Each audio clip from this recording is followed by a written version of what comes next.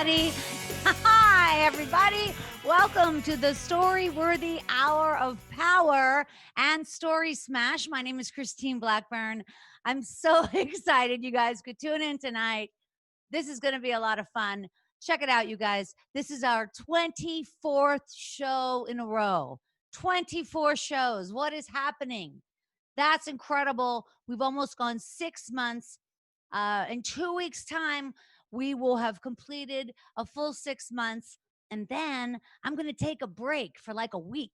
And then we're coming on back with brand new shows. Every Sunday, you'll hear 4 storytellers telling true 10-minute stories, plus myself. And it has been really great. Thank you all for tuning in before, and thanks for tuning in now. And then in 2 weeks or 3 weeks, when we change things up, we're going to move Story Smash to Friday nights. So you'll have something to do on Sundays and something to do on Fridays. Okay, I've got you covered 2 days a week. You're on your own the other 5 days. I'm so happy you guys are here. What a crazy week our country has had again, as you know. One good thing is that Halloween is this week, and that's good news because after that, we can finally take down our Halloween decorations. I'm so over it. I mean, you guys, there's more Halloween lights than Christmas lights. Like my neighbors, they have this, it's like a cemetery in the yard, but it's life.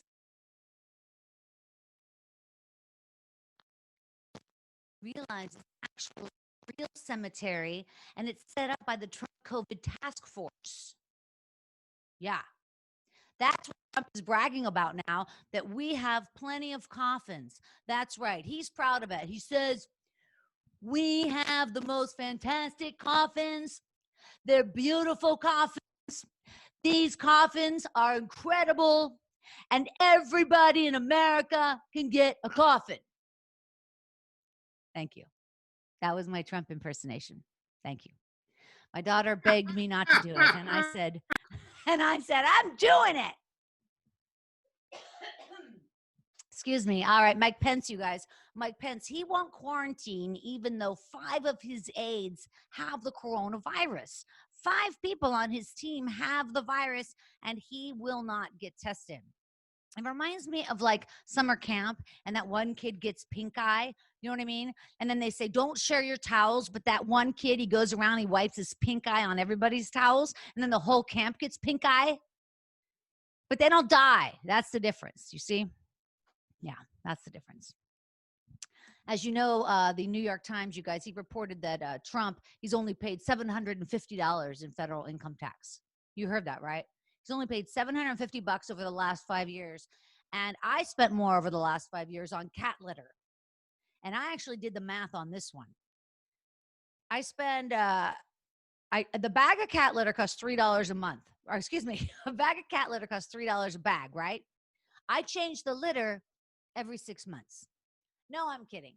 I change the litter every week, right? So if it's $3 a week, and then you start calculating every week, that's 52 weeks, that's $150 a year times 5 years, that's $750. So you see, folks, I pay as much in cat litter as Donald Trump in taxes. There you go. Speaking of which, have you guys watched Borat this weekend on Amazon Prime? Borat came out on Friday, his new fabulous documentary about his homeland, Kazakhstan. I can't say it. I don't know. Is it just me, or does Borat look an awful lot like Adam Sandler? Like sometimes I'd see Borat, and then I'd see like the Adam Sandler as that jeweler in uncut gems. You know what I mean? They look so similar. At first, I think I see Borat, you know, wow, wow, wee, wee. And then I'd see Sandler singing that Hanukkah song. Put on a yarmulke, it's time for the Hanukkah. Huh? That's a second impression in one night. Thank you. You're welcome. And then in the Borat film, they literally show Rudolph Giuliani with his pants down.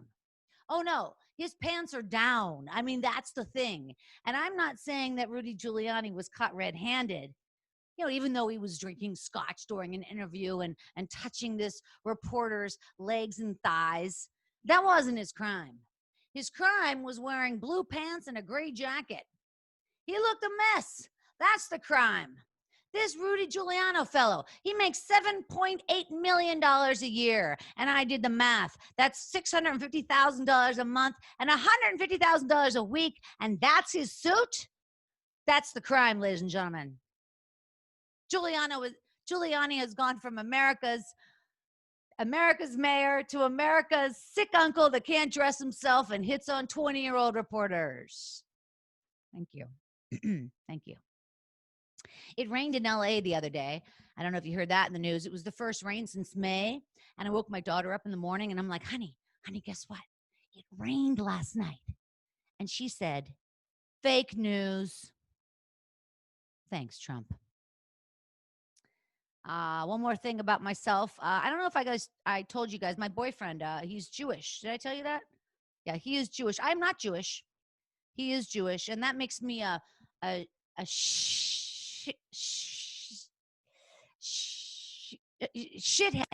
Yes, that's it. Shithead. That's what his mother says. No, I'm kidding. I love my boyfriend's mom. Her name is Elaine. Hi, Elaine. If you're watching, I hope you're feeling well tonight. Anyway, my boyfriend and I were going on 2 years, and it's going very well. You know, we both hate Trump, obviously. We both have daughters, although his daughters are grown. The only thing about he and I are that geographically it's a little tricky, you know, because he lives all the way across town. I live in Los Feliz on the east side of town, and he lives out in Westchester, which is near LAX. And I got to tell you, there's really nothing else out there, but there's the airport and then an In-N-Out burger, you know. And if I need a double on my way out of town, I might go to Westchester, but otherwise I'm not going there. But it's okay because he'll come this way, you know. He'll come to this side of town. I know he will. I know he will because I'm a MILF. What are you guys thinking? What? I'm a MILF. I'm a mom in Los Feliz. What? All right, you guys, we're gonna get this show started right away. Again, I'm so happy you guys are here. We're gonna have a really fun night. And this first talent, I love her so much. She has been a friend of mine for a couple of years, and she's just super talented. She is a Los Angeles-based storyteller who, before the pandemic, was truly all over town telling her fantastic stories. And you can hear her latest story on the Risk podcast, which is a great platform, great podcast, Risk, and it's called The Episode Best of number 18. Please welcome my friend Erica Blumfield. Hey, Erica. Hello. So I was 28 years old and I was on top of the world after years of pursuing a career in acting and writing and singing. I was the star of a reality television show that was tracking my entire life. I was in a band called the Rayographs, and I had written what I was sure was a hit single called Flammable Nymphomaniac. And the good news is that Madonna was the executive producer of the show, as was Oprah. So what I did was to always create interesting ratings for the show. I used all our rent money to record our professional demo, which included Flammable Nymphomaniac. Now, when my boyfriend, who I lived with at the time, found out that I had done this and that I had kept it from him to the point where we were going to be evicted, he was really mad. But I said to him, but why are you mad? This is like great ratings for the reality show, which he said, what reality show? So I was now in the hospital because he had me call my sister and brother-in-law, who I also explained that, you know, I knew everyone was trying to like trick me, but I was on this reality show. But they said, no, there's no reality show. And they took me to the psych ward, where I thought, wow, this is going to be really, really, really good for ratings. And so I signed myself in happily. And I was given a tranquilizer, like a Klonopin, to relax me. And so when they checked me in, I fell asleep right away. But when I woke up in the morning and I realized that I had been locked up for, I don't know how long I was going to be locked up for. And I wasn't quite sure if, this was actually going to be good for ratings and what Madonna and Oprah really wanted me to do. But I decided that I needed to get out of there, back to my life and back to my boyfriend, show or no show. And I went up to the nurse and I asked her, and I said, I'm ready to sign myself out. And she explained that that's not how it worked. I couldn't just sign myself out. And so I said, I want to see a lawyer. And she said, I couldn't see a lawyer. And she said, back away from her desk. And so I kind of like backed away from the desk. And there was this little corridor area where there was a payphone. And she said, I see you lurking there. You get out of there. And then just then, the door to the secure ward opened and the man with the medicine cart came in, and I made a mad dash for the door, and I knocked him over and I knocked the med cart over, and I got out of the ward, and the elevator was there and the doors miraculously opened, and I got on, I pushed door closed, and I was like basement B, and I got down there, and it was some kind of like weird boiler room. So I got freaked out and I rode the elevator back up to the lobby.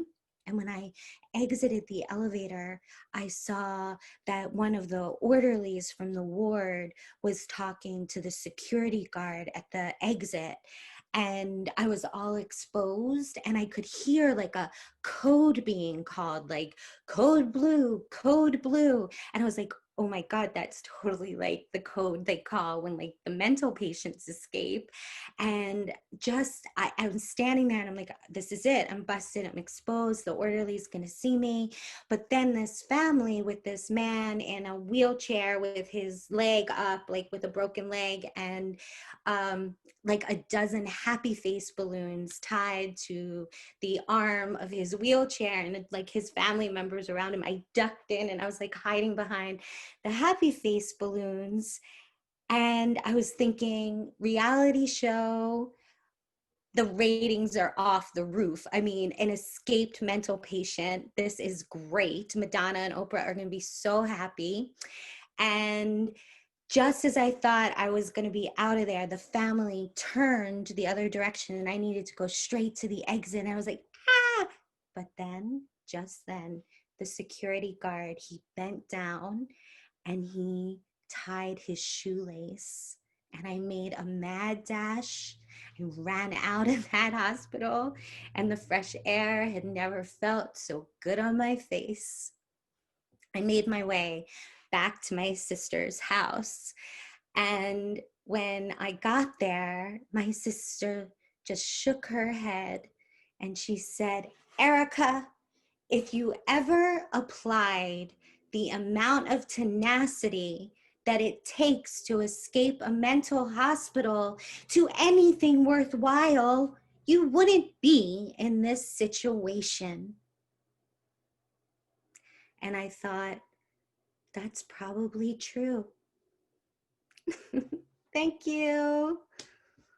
Wow, that's such a sweet story, Erica. I mean, the way you share it, because it's scary, but then look at you now. You're doing so well. That's what tenacity does. How long was that ago? That was ago, like 16 years ago. Yeah. Yeah. Yeah. Wow. And you still do a lot of work for that facility, don't you? Don't you do stuff for those guys? I do mental health advocacy. Like the most recent thing I did that was great is I spoke at a city council meeting, and LA, they passed they're past something that's going to do unarmed task force to help with mental health calls versus LAPD showing up with guns. Yeah. So, Oh, yeah. that's awesome though. Well, Yeah. no, Yeah. because yeah, I mean, you walk the walk and you talk the talk. I mean, it happened to you and you got through it.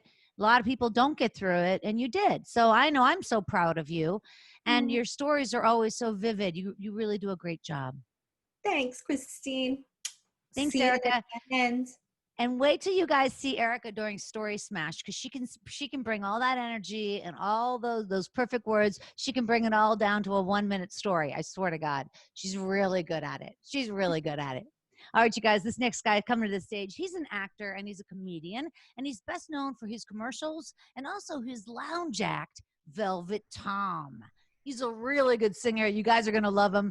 He's not singing tonight, I don't think, although maybe we can get something out of him. But you guys can listen to his brand new weekly podcast called Bad Timing with Velvet Tom. In fact, I'm on that show today. It's a really cool podcast and it drops on Sunday mornings, which makes it very unusual. Please welcome my friend, Tom Farnan. Hey, Tom. Hello. Hi. Thank you very much. It's very something to be here. I'm so happy to be here. Thank you very much, Christine. See this handsome devil behind me? Well, that's Velvet Tom.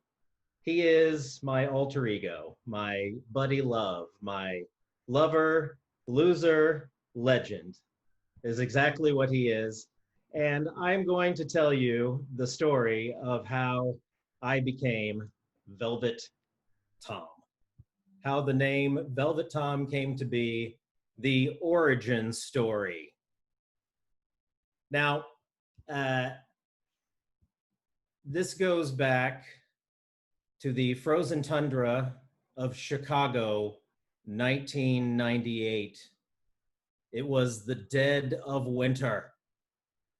And I was just out of theater school. I'd gone to Columbia College and theater school, remained to do improv. So I was doing theater, which was super hot at the time. And then I was doing improv, which totally blew up. And it was a lot of fun. And you know what? I lived with roommates that I did improv with, but I usually hung out with my good buddy, my good theater buddy that I went to school with, fucking Paul. And why was he called fucking Paul? Because, well, he said the word fucking a lot, but it was my roommates that dubbed him fucking Paul, because back then in 1998, we still had answering machines. So everybody was listening to everybody's messages then. No voicemail around here to protect anybody. So he would leave messages like, beep, T, it's P, fucking, we gotta fucking go out and drink some beers tonight. Let's go down to fucking Lincoln Park.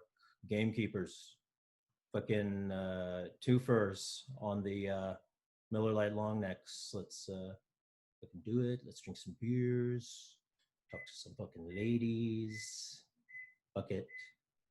Beep. So he was dubbed fucking Paul.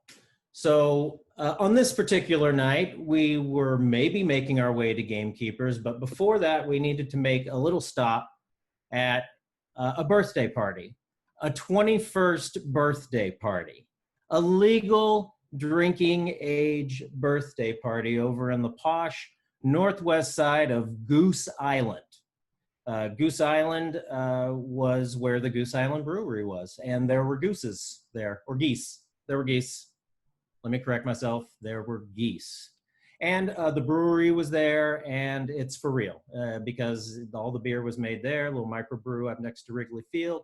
Bada bing, bada boom. But this place was special. It was like in this industrial area that had that had a tree growing out in the atrium. It's like they built the building around the tree. Lots of concrete, lots of wood, lots of metal, very industrial, very high end. Now, this is a friend of Paul's, somebody who went to high school with, a young girl. I don't recall her name. We'll call her Christy. Christy's birthday party, 21st birthday party. We think it's going to be utter total blowout, but it's a friends and family 21st birthday party, and it is dry as a bone over there. No problem.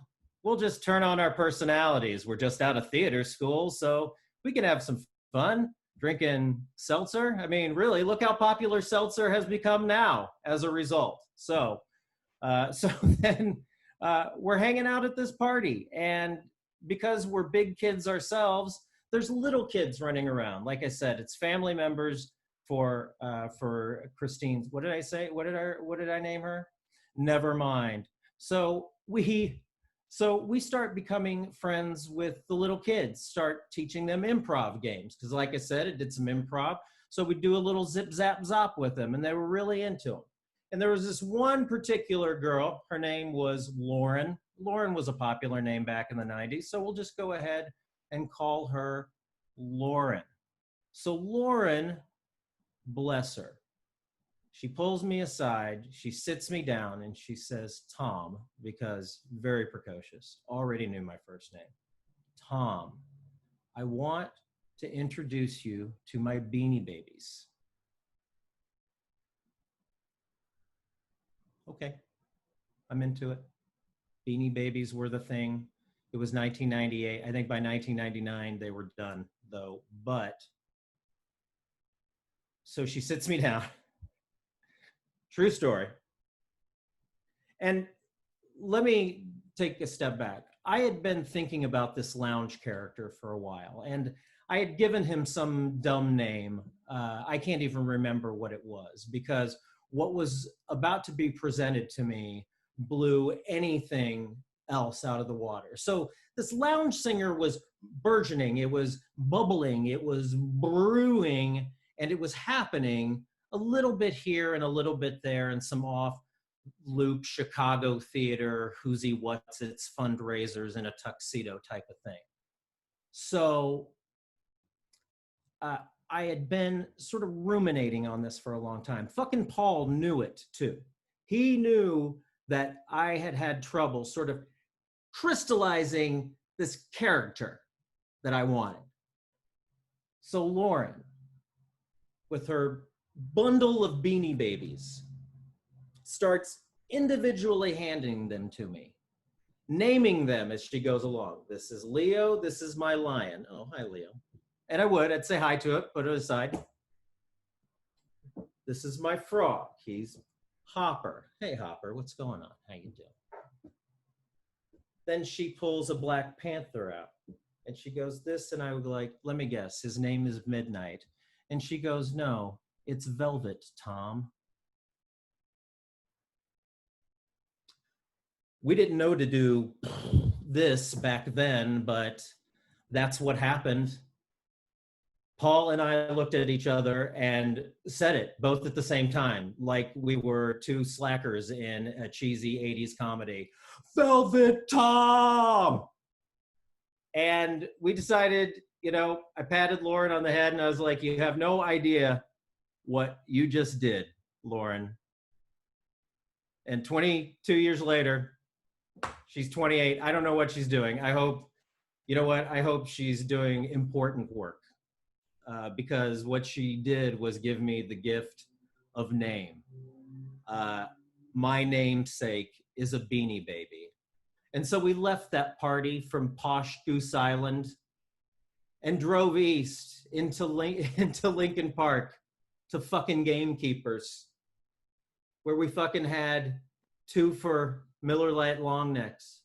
And maybe we fucking talked to some fucking girls. But what we really did was we didn't utter anything but Velvet Tom to one another. It was the best gift that I could ever get. And here I am singing to you, those fingers in my hair, that sly come hither stare, that strips my conscience bare. It's witchcraft. Thank you. It's been a pleasure to tell you that lovely story. Wow, Velvet Tom. I knew there would be a good story behind that name. And dare I say, Lauren didn't just give you that name, she gifted the world with Velvet Tom. Thank you. First of all, where'd you go, Tom? That photo is so funny. Oh, thank you. Yes. This was just taken with my iPhone 11 with some regular stage lights in my dining room. My room. Okay. All right. So I'm here with some regular stage lights in my dining room. Isn't it nice what a consumer level photography equipment is? isn't that something? Really? I mean, and these level of pictures, I'm pretty happy with them. I'm happy with it too. Now, when you perform as Velvet Tom, I know you perform with Marty and Elaine at the Dresden and some other places around LA. Do you always have sunglasses on in the performance?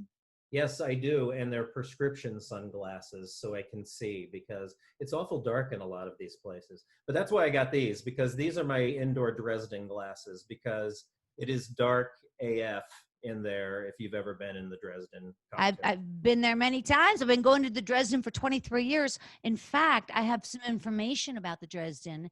Did you know that it flooded? Yes, I did. Oh, I thought I was I the only one that knew. Okay, tell me what you heard. Well, a pipe burst and it flooded the lounge and the restaurant area.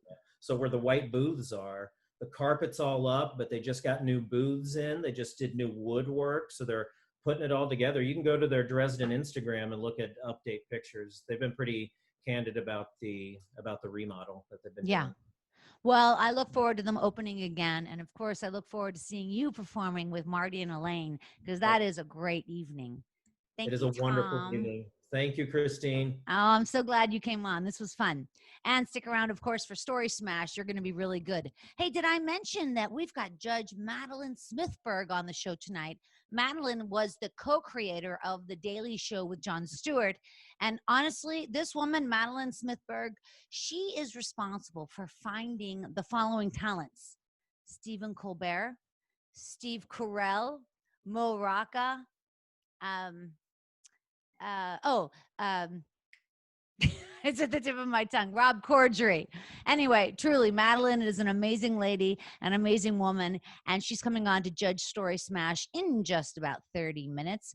But right now, I want to bring on our next talent. She's a writer and a comedian. She's been on the Storyworthy Hour of Power before because she's such a good storyteller. I wanted her back. And she is the author of the memoir, Two Tickets to Paradise, From Cult to Comedy, which is coming out in early 2021. She's also the producer of the Laugh Gallery, which is super funny. It's a new series by Cruist Studios. It's called Laugh Gallery. I did one of them, and you guys might have seen it because I think I did it on this show as well, The Hour of Power. When we talk about art, you guys remember this? Different people talk about art on Laugh Gallery, like what has inspired them or what art they've made.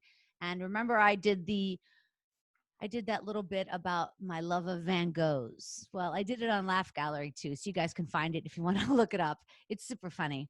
Anyway, this woman is fantastic. And before the pandemic, she performed at clubs all over LA and sometimes out of LA, depending on the traffic. And now she performs in her living room behind an enhanced beauty filter over Zoom. Please welcome my friend Katie Love. Hey, Katie. Hey, Christine. Thanks for having me. Oh, I have to wipe this off a little because I used a special sticker. Oh, dear. See, this is why I don't have a camera crew. But if I did, this wouldn't be happening. So hair and makeup to Katie and the camera sound in 5. How's that? That better? All right. Well, I'm super excited to be here. I had such a blast last time on Story Smash. And here we are today. I am doing a story today called The Everything Room. I grew up as a Jehovah's Witness. Don't worry, I'm not going to hand you Watchtowers and Awakes and scare you with any of that stuff, but and talk to you about the end of the world. But just so you know, I escaped the cult 25 years ago, but I feel that it's still my duty to let you know that we are living in the last days, and welcome Armageddon. Hello 2020. So good times there. As a Jehovah's, I was celibate for 10 years. So all throughout my 20s, actually, no sex for me. And those people that know me know that a lot of my act is based on sex because, of course, then I became obsessed with it. And how could I do it every which way? Fornicating is my middle name. All right, so after escaping the cult, not only did I break my celibacy oath, but then I went straight into comedy. So to say that I was new to the evils of the world is probably an understatement. I'd been doing comedy for about a year, and I was living in the San Francisco Bay Area, and I get this phone call like around midnight, which should have probably been my first clue that something was amiss. And her name was Pearl, and she had a grovelly, weird voice, and she's like, "Is this Katie Love?" Yes, it is. The comedian Katie Love. No, I'm your accountant, and it's midnight. What can I do for you? So I asked her how she got my number. She said, "I can't remember." Okay. I mean, I wasn't booking a lot of shows. I was just green as fuck. So I was really excited that anyone was calling me a comedian at all. So when I got this call I thought I was going to get paid, I was pretty excited. And she said, "I'd like you to come and do 15 minutes at our private party on Saturday. It pays $350. How do you feel about swing?" I was like, "Oh my God, I love swing. And I've got a paying gig." I mean, to say I was excited. So I love swing music, and it just so happened that pinstripe suit. So I put my pinstripe suit on. I put a little carnation in the lapel. Hey, daddy, oh, hey, hey, hey, hey. I was really ready for this awesome swing party, and I thought, well, maybe they'll give us swing lessons. I'm excited. So I drive all the way out to this house, way out in the country outside of like San Jose or something, and I'm driving and driving. I finally get out there, and it's this big ranch-style home. And when I pull up to the home, all these people are in line. They're all couples, so it's like 2 by 2 by 2 by 2. But it's like Noah's Ark, only people, and it was like, wow, this is a big gig. This might be the biggest gig I've ever done. I'm going to be famous. So I walk by all of these couples, and I get to the front door, and I go, "Hi, I'm Katie Love. I'm the comic for the evening." "Oh, yeah." And I get this like once over, "All right." And they let me in, and everyone, and I mean everyone, is naked, completely naked. And I say, "Oh, that kind of swing." So everybody's kind of mingling, and I'm dressed like to do somebody's taxes, and they're mingling and eating cheese and crackers. And I'm like, I always snack when I get nervous. So, and for any reason at all, and I go to like grab a cheese stick, and I'm like, no, let's not do that here. Next to the pubes, we're not going to do that. All right, no snacks for me. And so all the dress people, they were dressed outside, start coming inside, and they're just like, I can't believe how fast these people get undressed. There's clothes flying everywhere. Everybody's naked. Now, if I was intimidated before, now I'm horrified, because now I am in a sea of naked people. Like, it's like one of those parties or bars where you can hardly like shoulder your way out of there, and you're just trying to get a drink. That was what I was dealing with, just like balls and just boobs and right in the face, everything just right there. Okay. All right. So up comes Pearl, and she says, "Nice zoot suit.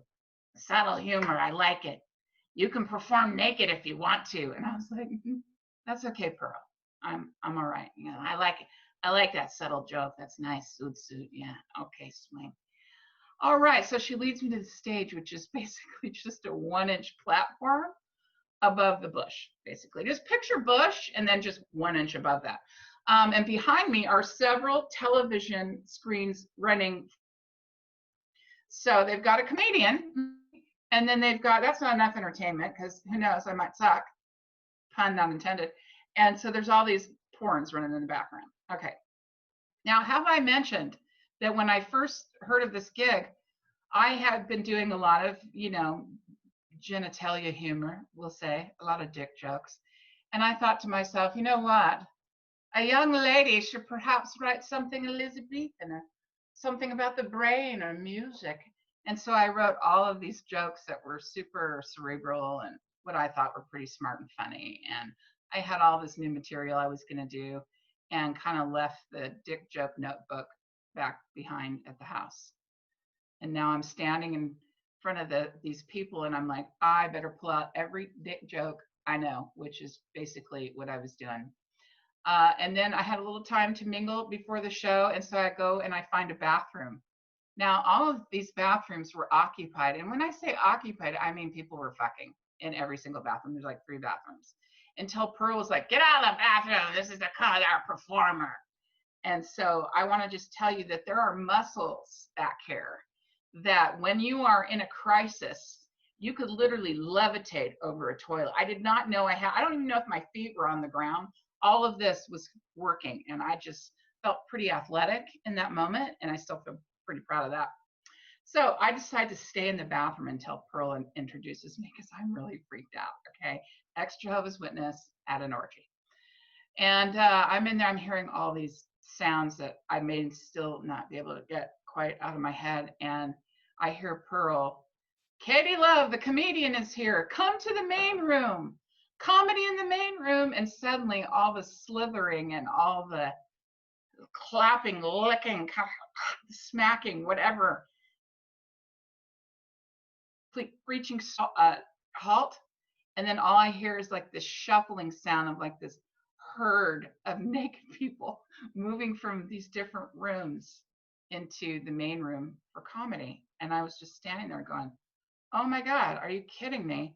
I'm literally the ultimate buzzkill in here in my zoot suit. I've just killed all the sex in the room, and I'm going to go out there and do jokes, right? Okay, ladies and gentlemen, Katie Love. And as I'm stepping over the newts, I get to the stage and I realize, oh, no chairs. No, they're going to sit cross-legged on the floor on shag carpeting.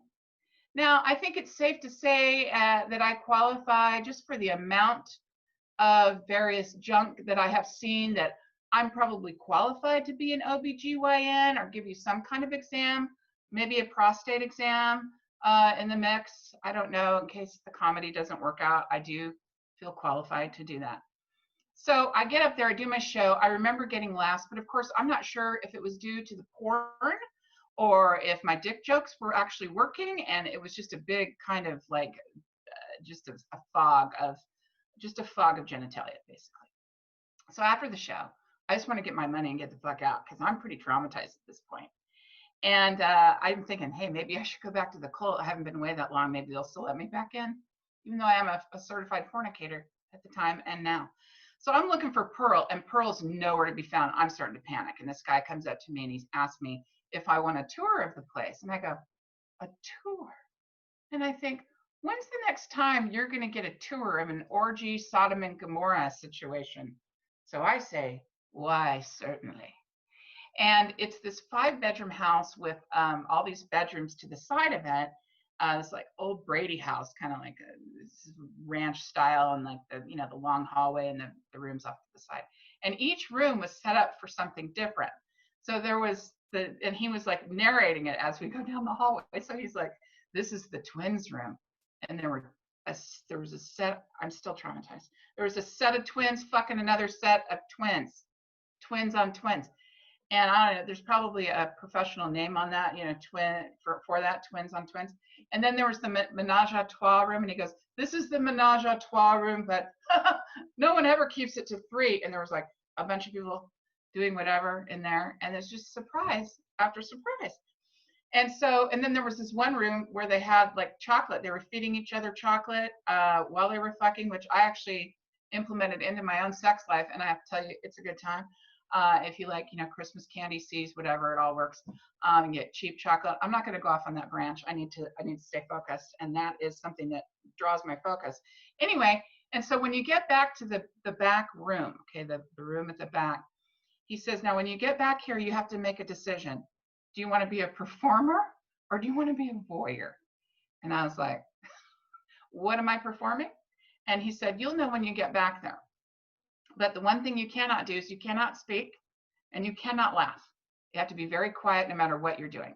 Okay, dude, I'm pretty speechless right now, so I think it's all good. So I get to the door of the big room, and the guy at the door says, voyeur participant, and I say, voyeur. And then I go inside this room, and it is something I have never, ever seen before, ever. And he says, welcome to the everything room. And to say that it was everything, everything that I'd already seen in my life and just down those hallways. Yeah, it was nothing compared to what I was seeing here. There were at least 25 couples with all these mattresses stacked in all these like symmetric ways. It was almost like an Egyptian came in there and just like built this fuck room, and it was like all stacked up, all cool and symmetric. And there was a full-on fireplace, okay? And there were condom baskets, and they were cute little whisker baskets hanging on the wall with all these condoms. And the thing is when you say you're a voyeur and you're the only one that's dressed, all eyes are on you, folks. So all of them are looking, and they're all fucking, and they're looking at me. They're just staring me down. It's like children of the corn fucking. They're just like right up on me. And I was just like, I just have this moment. Also, well, I'll go back to this moment, but I also had this. This still gets me to this day. I cannot describe the smell of this room. It was like the alien thing, like on your face, like it just encompasses every, like, you can't even imagine the smell. Okay, it is horrifying. It's like a musky, rotting fish taco, not a gourmet taco truck, like a really icky taco truck in the middle of like nowhere, and it's like really bad. Anyway, so I can still smell that. So I'm standing there, I'm the voyeur, and everybody is looking at me, and there's like no Febreze could cancel out the smell. And there's a fireplace making the heat and humidity in this room, and all the breathing and all the everything's happening at once, and I'm just getting really overwhelmed, and all the senses are like, and I feel all this religious guilt coming in, and it's just everything's so overwhelming to me. And I get this thought, wow, whoever thought that I would miss those 10 years of celibacy in my 20s? And the irony makes me giggle. So I start to laugh. And then when I start to laugh, I cannot fucking stop. Then I go into this high-pitched hyena laugh, and everybody's looking at me. The children in the corner are about to attack, and I'm escorted out of the everything room. I find Pearl on the way out, and she's spread eagle in the chocolate room with so many people feeding upon her. It's like, I don't know, orphans in a puppy mill. It was just crazy. Anyway, she's great job. And then from somewhere, I don't know where, out of her ass somewhere, she hands me a stack of cash. Now, have I mentioned that I had worked in a banking job as I was going into comedy, and I hated that job, hated that bank, and hated banking. So of course, I took that stack of cash to that very bank that I used to work at, and I handed it to the teller. And I said, I just had a really big gig at the everything room. She said, oh, what's the everything room? She asked. And I said, ask your hands. So that's my piece tonight, the everything room. And thank you very much. Wow, Katie Love, that is hard to follow. Ladies and gentlemen, I don't know if I can follow that. Katie, that had a lot of images, and all I could think of is one word: super spreader. Yeah. I mean, wish I would have thought of that, because Pearl was a super spreader. Absolutely. wow. Well, that dungeon is closed. Can you hear it? I'm telling you, it gets in your Wow. orifices and your sensory system, and your brain just begs for a new synapse, really. It's bad. That's the most technical I've ever heard a sex dungeon described. All right. Thanks, Katie. I really appreciate it. Absolutely. All right, you guys, there's one more storyteller tonight coming up, and he's fantastic. But before he comes up, I wanted to remind you to find me on Apple Podcasts. I'm going to post that right now. And basically, I think you guys know my podcast, Storyworthy, has been going for over 10 years now. Over 10 years, can you imagine?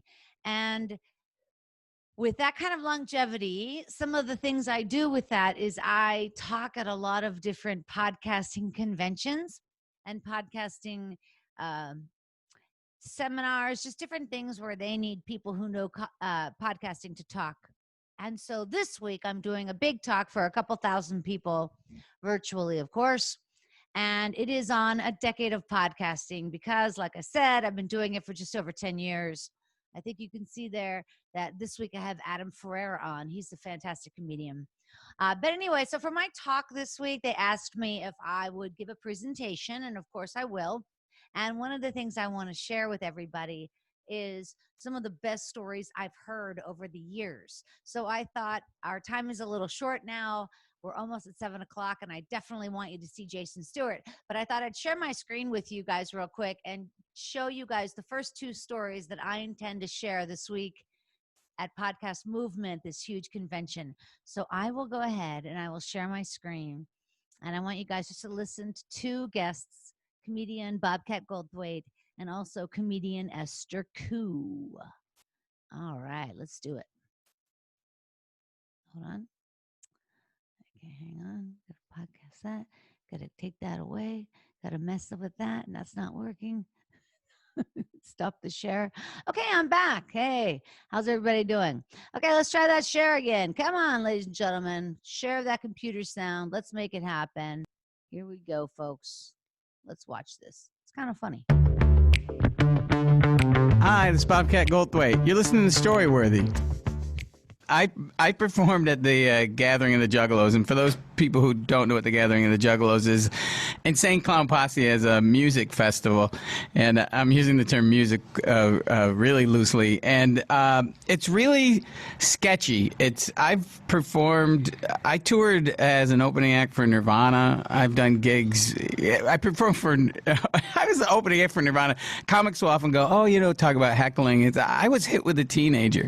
They successfully threw a teenager out of the pit, and it hit me.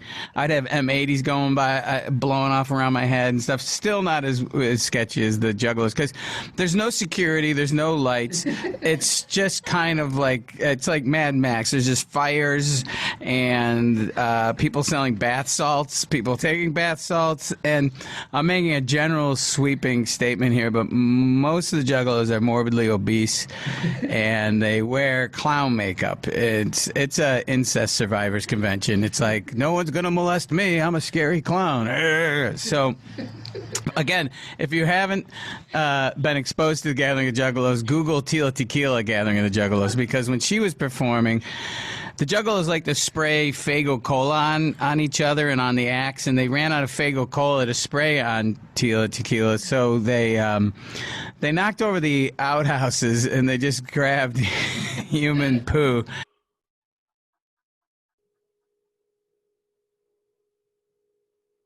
And we just never had to talk. I never said, are we exclusive? I just assumed we were exclusive. And I think that's it's an easy thing to kind of fall into that, because, I didn't want to be vulnerable to be like, well, I just wanted to believe that we were exclusive, and I never really put myself out there by making him say to me, we are exclusive. So we're hooking up, and, we're getting along, and I like him a lot, and then we just keep seeing each other like month after month after month. But I didn't have the balls to say, are you seeing somebody else? Am I exclusive? I just wanted to believe that I was, so I never brought it up. In the middle of the day on like a Tuesday, I just let myself into his apartment, and I just stick the key in his apartment door. I unlock it, then I go inside, and there's like a woman's bra on the floor, and then like a woman's clothes all over. And I'd never seen women's clothes in his apartment before, so I just thought he was just like kind of like this pathetic single guy. All of a sudden I hear the door like jiggling. Somebody's trying to get in. So I sneak over to the front door, I look through the peephole, and I see a woman, this blonde woman.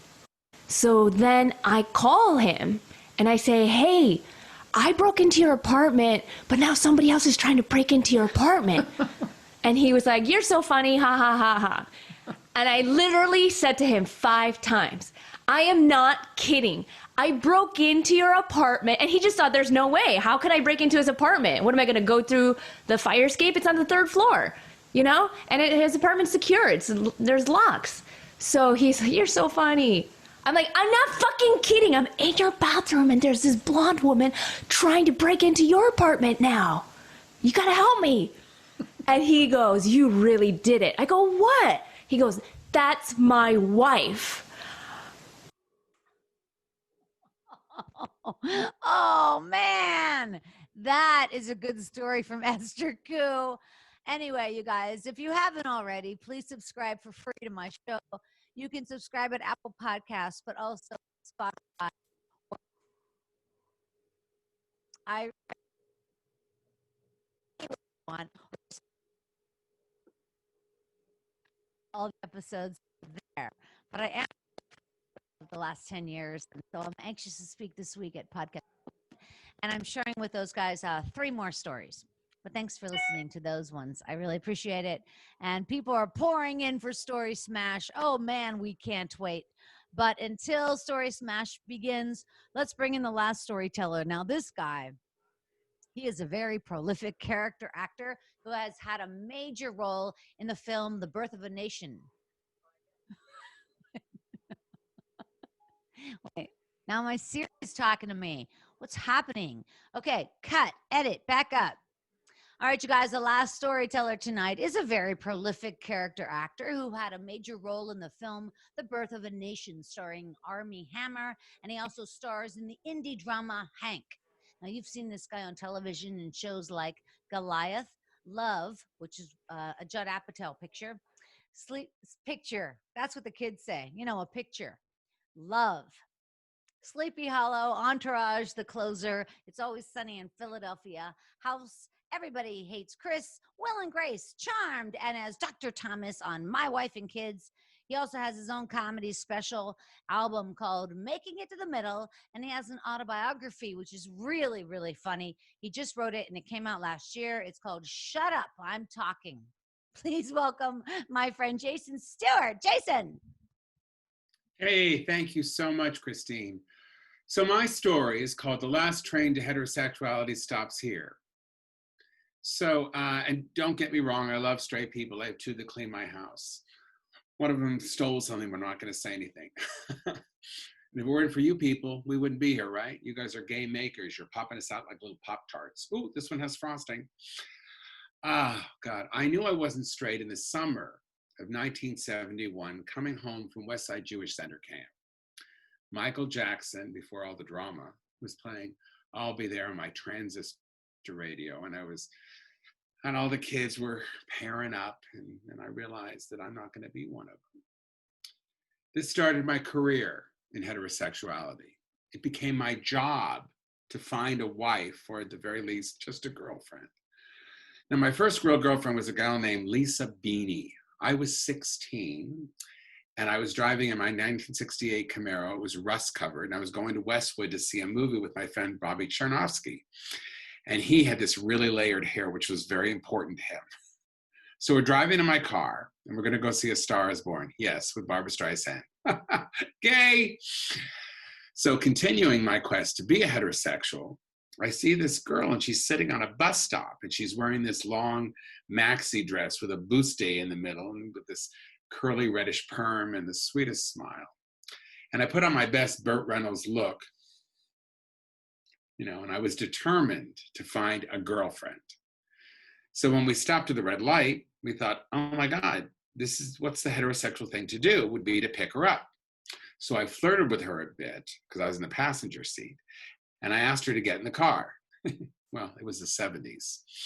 The biggest mistake of my life. Oh my God, and you, yes. From the day I made contact with Lisa Beanie, she became my girlfriend. Lisa Beanie, that was her name, lived in a house with her mother and her grandfather, in the kind of house that was at the end of the neighborhood, you know, that was the end of the block, you know, like in a cul-de-sac, that never mowed their lawn, and had a car sitting in a driveway on cinder blocks. You looked into the window and saw tons of old boxes and spaghetti on the windows. Well, yeah, that's where she lived. Her family was sort of European, with the slight fake English accent. Her mom had this weird accent.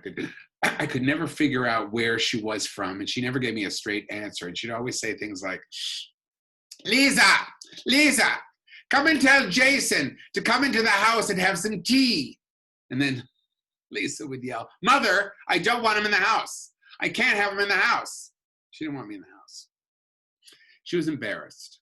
And by the way, her mother was really, really smart. And she was always taking classes in like painting or a dance recital or something like that. I didn't know from this. My mother and father didn't read much. The only books in my house was, when I was growing up, was my mother's copy of Erica John's Fear of Flying. She had it on her nightstand for 10 years. I don't think she ever finished it.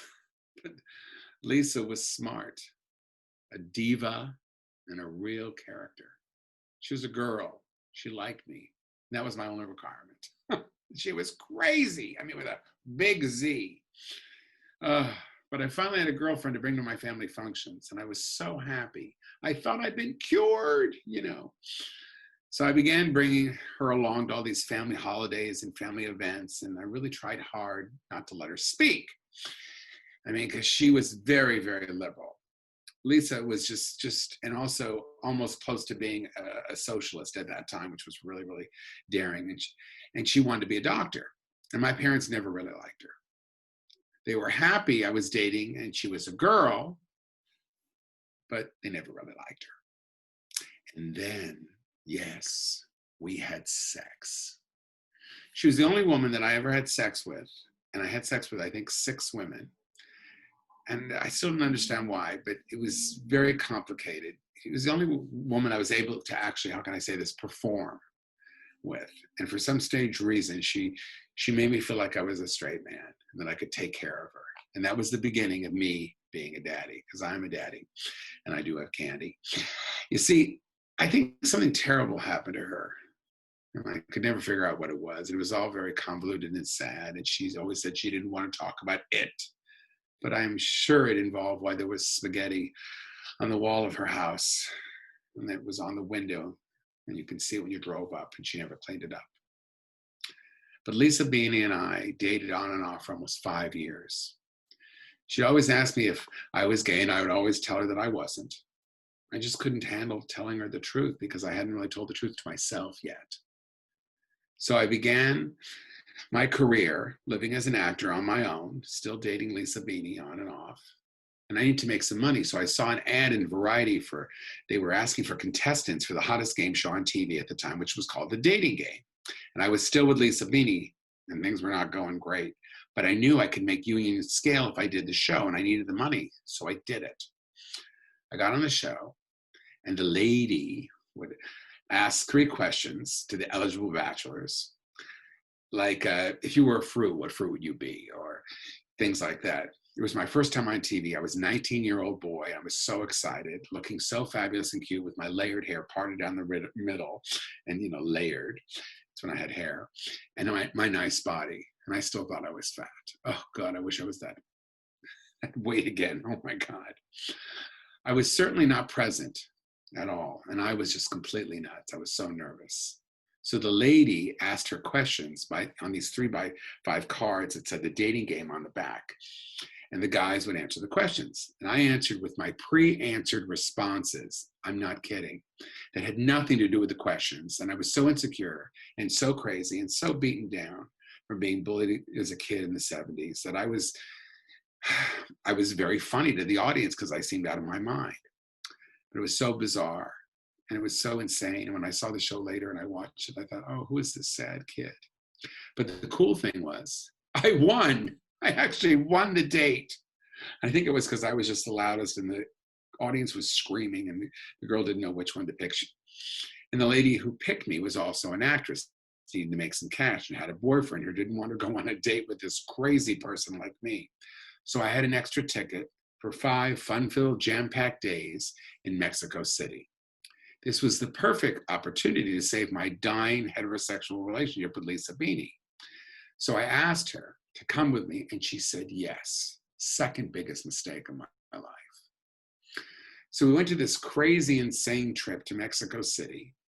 The Dating Game TV show gave us 2 rooms because in those days, they didn't want you to sleep in the same room on the date. So you had someone there with you. I insisted that Lisa Beanie sleep with me because I was supposed to be practicing performing straight sex. But she wouldn't have sex with me on the whole trip. Spending the whole time, much of the time, with each of us in a different country, arguing and fighting. I think she just realized that I wasn't in love with her, which really made her blood boil. And I broke her heart.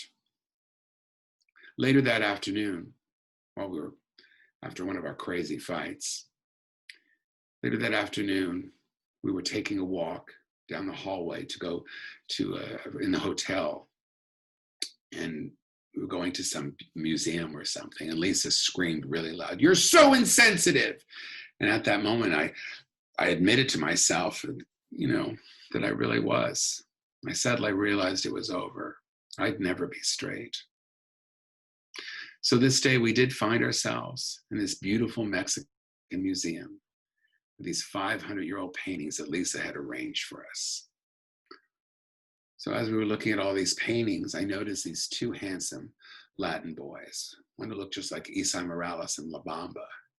He was just breathtaking. And when I saw his face, my heart missed a beat. He looked like an angel that had been sent right to me. The tour guide mentioned that we all should meet later that night because we were all getting along so well. So he gave us the name of a bar that just happened to be gay and said we should be open to new experiences. Wink, wink. Lisa Beanie was so mad. She wanted to rip off my head. I said, "You don't have to come if you don't want to." But she came nonetheless. We waited. We waited. I wanted to make, I wanted to make her life better, but I wasn't able to. So we went to this place. It was this beautiful little bar up above this Mexican restaurant. And we danced. And Lisa and I danced our last dance. And it was just sort of sad. And to this day, I still remember this beautiful man.